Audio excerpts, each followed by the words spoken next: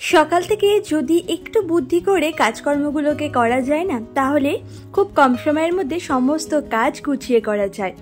আজকে আমি তোমাদের সাথে এটাই শেয়ার করব। আশা করছি আজকের ভিডিওটা দেখতে তোমাদের খুব ভালো লাগবে। আর ভিডিওটি কেমন লাগলো তোমাদের আমাকে একটা কমেন্ট করে জানাতে একদম ভুলো না। আর ভালো লাগলে আমার চ্যানেলটিকে সাবস্ক্রাইব করে আমার পাশে থেকে যেতে পারো।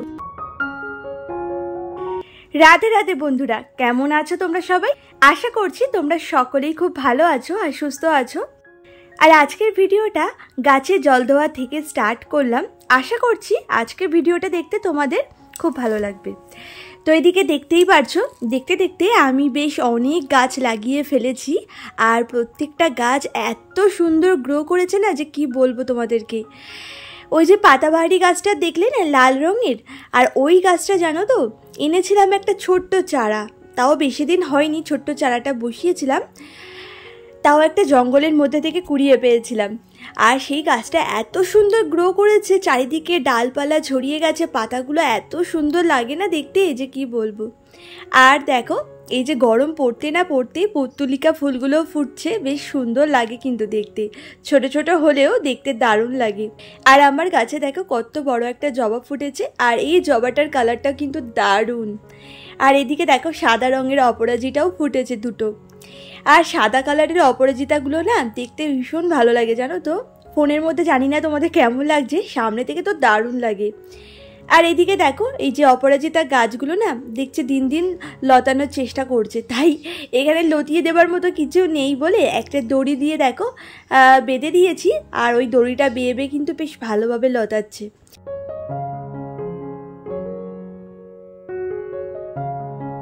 আর এই নাকচাপা ফুল গাছটা তো বেশি দিন হয়নি লাগিয়েছি, এই গাছটাও বেশ ভালোই গ্রো করছে। এটা তো আমাকে একজন দিয়েছিল, জানি না এটাই কবে ফুল ফুটবে। শুনেছি বর্ষাকালে নাকি নাকচাপা ফুল ফোটে, দেখা যাক। গাছের পরিচর্যা তো ভালো মতোই করছি। আর আমি জানো তো আমার এই গাছগুলোতে কোনো রকম বাইরে থেকে কিনে আনা সার প্রয়োগ করি না, বরং ঘরোয়া পদ্ধতিতেই গাছের যত্নটা করে থাকি। এখনো পর্যন্ত কিচেন কম্পোস্ট দেওয়া হয়নি গাছে, তবে আমি অনেক দিন ধরে জানো তো কিচেন কম্পোস্ট এক জায়গায় জমা করছিলাম। আর আজকে তো রোদ্দুরেও দিয়েছি, তো ভালো করে শুকিয়ে গেলে ভাবছি কিচেন কম্পোস্টটাও ইউজ করব। মানে সবজির যত খোসাগুলো আছে না, একটা ড্রামের মধ্যে আমি ভরে রাখতাম। আর এদিকে দেখো, এই ছোট্ট জবা গাছটার মধ্যেও কুড়ি চলে এসেছে, অনেকগুলো কুড়ি হয়েছে কিন্তু। এমনকি একটু আগে তোমরা হয়তো খেয়াল করেছো কিনা জানি না, সন্ধ্যা তারা যে ফুল গাছগুলো, তো সেগুলোর মধ্যেও দেখলাম কি কুড়ি এসেছে, এমনকি ফুলও ফুটেছে। আর সন্ধ্যা তারার দানা ফেলেছিলাম, তাও বেশ কিছুদিন হয়েছে। এর মধ্যে গাছগুলো দেখো এত ছোট অবস্থায় কিন্তু ফুল ফুটতেও শুরু করে দিয়েছে। আর আমি গাছে কি কি প্রয়োগ করি মানে ঘরোয়া পদ্ধতিতে তোমাদের সাথে অবশ্যই শেয়ার করব। তোমরা যদি জানতে চাও আমাকে অবশ্যই কমেন্ট করে বলো, আমি তোমাদের সাথে শেয়ার করব। তোমরাও তোমাদের গাছগুলোতে সেগুলো প্রয়োগ করতে পারো, তাহলে দেখবে তোমাদের গাছগুলো এরকম হেলদি হবে। তো যাই হোক, তারপরে তো রান্নাঘরে চলে গেছিলাম আর একটু চাও করে নিয়েছি। এদিকে চাটা খাওয়া হয়ে গেছে, ওইদিকে তোমাদের দাদাভাই কিন্তু ফ্রেশ হতেও চলে গেছে। আর আজকে জানো তো ঘুম থেকে উঠেছিলাম তাও একটু দেরি করেই। আর আজ হলো শুক্রবার, আর তাও সময় হয়েছে ওই 8টা মতো, তোমরা যে ভিডিওটা আজকে দেখতে পাচ্ছ। তো যাই হোক, ওইদিকে দেখতেই পেলে বিছানাটাকে খুব ভালো করে পরিপাটি করে একদম গুছিয়ে নিয়েছি। আর তারপরে এই যে ঘরটাকেও এখন ডাস্টিং করে নিচ্ছি। আর আমি কিন্তু প্রত্যেকটা কাজ এরকম স্টেপ বাই স্টেপ করে থাকি, মানে একটু বুদ্ধি করেই করে থাকি। মানে আগে থেকে না চিন্তা ভাবনা করে নিই কোন কাজটার পরে কোন কাজটা করে নেব, তাহলে না একটু ঝটপট কাজগুলো হয়ে যায় জানো তো।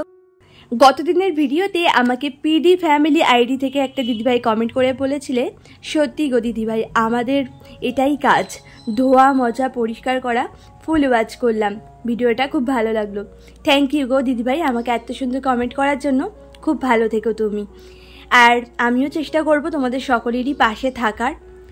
তো যাই হোক, এদিকে ডাস্টিং করে তারপরে ঘরটাকেও একেবারে মুছে নিচ্ছি, তাহলে এই বাসি ঘরটা মোছা হয়ে গেলে না একটা নিশ্চিন্ত হওয়া যায়। মানে রান্নাঘরে এরপরে টুকটুক করে রান্নাগুলো বসিয়ে দেবো।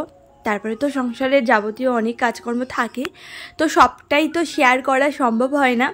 আর ট্রাইপডটাকে নিয়ে এদিকে ওদিকে যেতে হয় বলে সব কিছু তোমাদের সাথে শেয়ার করতে পারি না। আর তোমাদের সাথে একটা খুশির খবরও শেয়ার করি, জানো তো আমাদের ওই পাশে যে ঘরটা হচ্ছে, তো খুব তাড়াতাড়ি কিন্তু আমাদের ঘরটা কমপ্লিটও হয়ে যাবে। আর ওই ঘরে সব কিছু নতুন করে গোছাবো, কিভাবে আমার ঘরটাকে সাজাবো সব কিছু তোমাদের সাথে শেয়ার করব।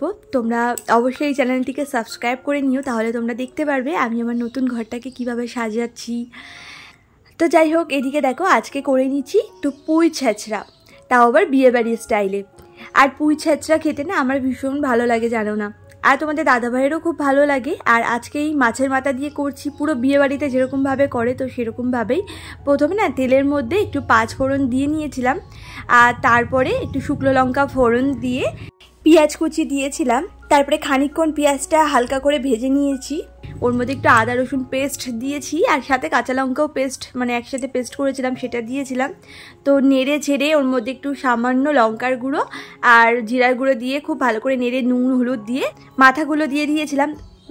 ভেজে রাখা মাথাগুলো দিয়ে খুব ভালো করে না নেড়ে ছেড়ে মানে কষিয়ে নিয়েছিলাম। তারপরে ভাপিয়ে রাখা পুঁই শাকটা দিয়ে খুব ভালো করে না কষিয়েছি, কষিয়ে টষিয়ে সামান্য একটু জল দিয়ে ঢাকা দিয়ে রেখে দিয়েছিলাম যতক্ষণ না পুঁই শাকটা খুব ভালো করে সেদ্ধ হচ্ছে।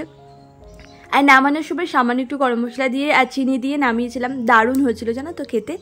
তো যাই হোক, আজকে সাথে করে নিয়েছিলাম পাবদা মাছের ঝোল, তো সেটা তোমাদের সাথে শেয়ার করা হয়নি, আসলে আমার ফোনে না চার্জ ছিল না বলে সুইচ অফ হয়ে গেছিলো।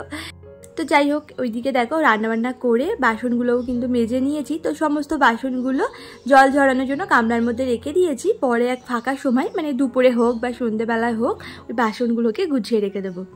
আর এইদিকে গ্যাস ওভেনটাকে খুব ভালো করে না স্কচ ব্রাইট দিয়ে আগে মেজে নিয়েছি, কারণ তেল তেল হয়ে গেছিলো।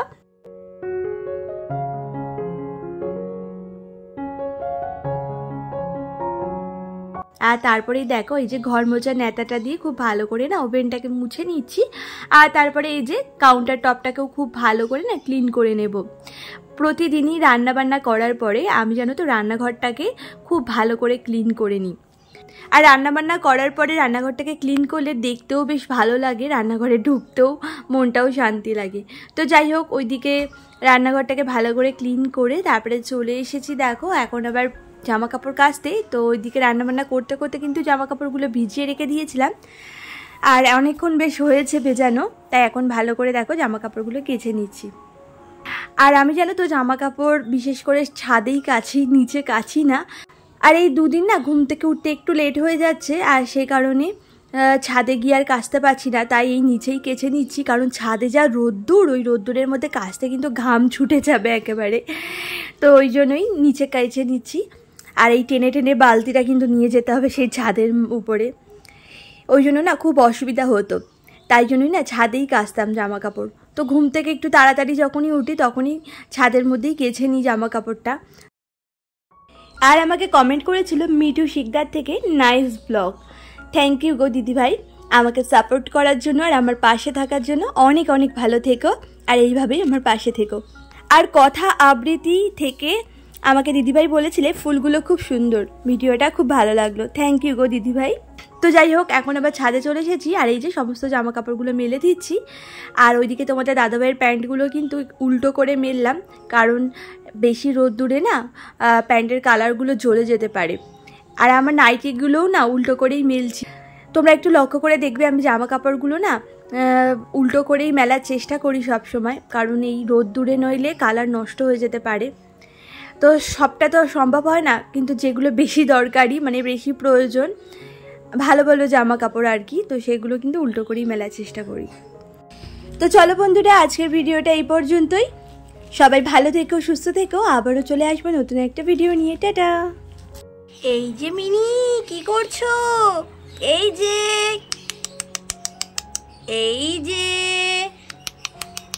কি কিউট হয়েছে বাচ্চাটা, এত সুন্দর দেখতে হয়েছে, আর মার থেকেও দেখতে সুন্দর হয়েছে। এই যে ও বাবা, চোখ বন্ধ করে আছে, আর ওর মা দেখো শুয়ে আছে কেমন করে, একদম উল্টে একদম ঘুমাচ্ছে, আর মেয়ে এইসব করছে। এই যে মহারানী, ঘুম হলো? ওরে বাবা, মহারানী নামটা বেশ ভালোই বোঝে। এই যে মহারানী, আপনার ঘুম হলো?